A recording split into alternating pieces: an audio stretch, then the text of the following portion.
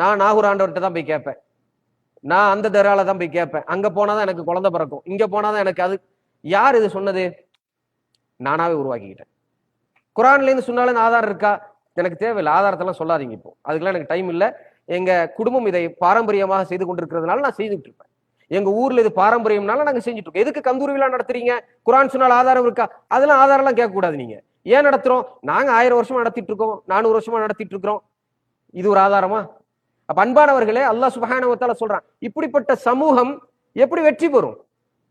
ரெண்டே ரெண்டு விஷயத்துக்காக அல்லாஹ் ரப்பல் ஆலமீன் ஒரு சமூகத்தையே அழிப்பேன்னு சொல்றான். அதாஉஸ் ஸலா வத்தபஉ ஷஹவாத். நீங்க தொழுகையில பொடுபோக்காகவும் அனவ இச்சையை பின்பற்றி வாழ்ந்தாலே அல்லாஹ் அழிச்சிருவான். இதுல சிறுக்கு வச்சா ஆச்சரியப்படத்துக்குலாம் ஒண்ணும் இல்லை.